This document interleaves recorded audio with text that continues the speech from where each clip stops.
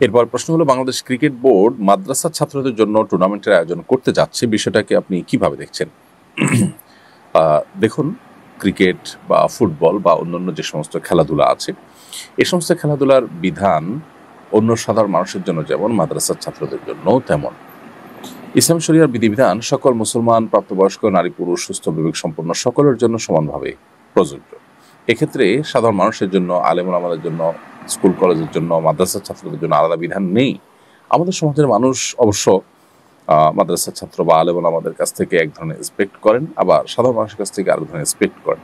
এক্সপেকটেশনের ব্যাপারটা হলো যে মাদ্রাসার ছাত্ররা বা আলেম ওলামারা পরিপূর্ণ দিন পালন করেন, এটা তাদের সুধারণা, আবার বাকিরা দিন থেকে অনেক দূরে, সেটা একটা বাস্তবতা। সেই প্রেক্ষিতে হয়তো এক্সপেকটেশনটা হয়ে থাকে। কিন্তু শরিয়ার বিধান যখন আমরা জানবো, সেক্ষেত্রে আমাদের জন্য এটি মৌলিক বিষয় জানতে হবে, জানা জরুরি। সেটা হলো, মাদ্রাসার ছাত্র বা অন্যদের জন্য আলাদা কোনো বিধান নেই। অতএব ক্রিকেট খেলার বিষয়টা অন্য সাধারণ মানুষের জন্য যেরকম শারীরিক কসরতের জন্য যদি হয়, সেখানে যদি কোনো প্রকার আসক্তির পর্যায়ে পৌঁছার মতো না হয়, সেখানে যদি হারাম হওয়ার মতো অন্য কোনো উপাদান যুক্ত না হয়, তাহলে সেক্ষেত্রে সেটা অন্য 10টা শারীরিক কসরতের মতো, সেটা একটা শারীরিক কসরত হিসাবে হালাল এবং জায়েজ। এখানে আপনার যদি আপনার টাকনোর উপরে আপনি প্যান্ট রাখেন, আপনি যদি হাফ প্যান্ট না করেন, অর্থাৎ আপনার সতর উন্মুক্ত না করেন, এবং আপনি যদি আসক্তির লেভেল পর্যন্ত না নিয়ে যান, সেখানে যদি জুয়ার কোনো আপনার আয়োজন না থাকে, সেখানে যদি বিপদ দিঘির আয়োজন না থাকে, তাহলে এই টুর্নামেন্টে অংশগ্রহণ করা মৌলিকভাবে শারীরিক কসরতের উদ্দেশ্যে এটা জায়েজ আছে। সেটা মাদ্রাসার ছাত্ররা করলেও জায়েজ, বাইরের লোকদেরা করলেও জায়েজ। কিন্তু এর বাইরে যে প্রচলিত আপনার ক্রিকেট বোর্ড বা আন্তর্জাতিক বা দেশীয় যে সমস্ত আপনার খেলাধুলাগুলো হয়ে থাকে, যে সমস্ত টুর্নামেন্ট আয়োজন হয়ে থাকে, সেগুলোতে আমরা জানি যে সেখানে আর্থিক লেনদেনের বিষয়টা থাকে, খেলোয়াড়কে টাকা পয়সা দেওয়া হয়, এবং খেলোয়াড় এটাকে পেশা হিসেবে নেন। এমনি কেউ ভালো পারফর্ম করেছে, তাকে আপনি খুশি হয়ে কিছু দিয়েছেন, সেটা তো নাজায়েজ না।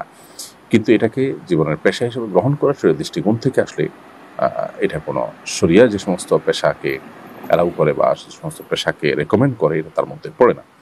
এর বাইরে যদি অন্য কোনো হারাম উপাদানের সাথে যুক্ত হওয়া ছাড়া এমনি টুর্নামেন্ট আয়োজন হলো, সেখানে ভালো যারা করলো তাদেরকে থার্ড পার্টি কেউ পুরস্কার দিল, তারা নিজেরা খেলোয়াড়রা নিজেদেরকে কেউ কারো কিছু দিল না, তো এটা মৌলিকভাবে জায়েজ কাজ, সেটা মাদ্রাসার ছাত্ররাও করতে পারে, এবং সেখানে হারামের কোনো উপাদান যেন না থাকে সে বিষয়টা লক্ষ্য করে তারা করলেই হলো।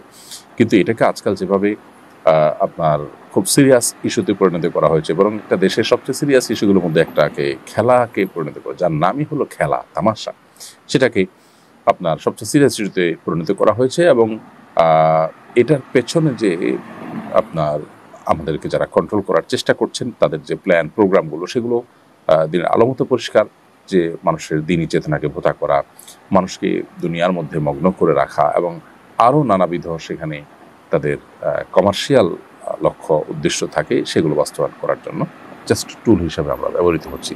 সে বিষয়গুলো আমাদের মাথায় রাখা দরকার সমস্ত টুর্নামেন্ট আয়োজন করার ক্ষেত্রে বা সেগুলোতে অংশগ্রহণ করার ক্ষেত্রে।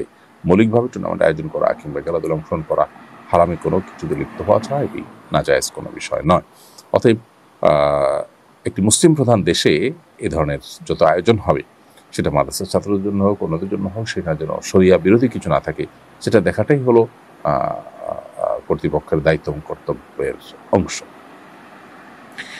খোলাসা কথা হচ্ছে, মাদ্রাসা ছাত্ররা এটাতে অংশগ্রহণ করলে সেটা হারাম কোনো উপাদান না থাকে, কসরত, শারীরিক কসরতের উদ্দেশ্য হলে সেটা অবশ্যই জায়েজ আছে, যেটা অন্যদের জন্য জায়েজ আছে। আর যেটা অন্যদের জন্য হারাম, সেটা মাদ্রাসা ছাত্রদের জন্য হারাম হবে।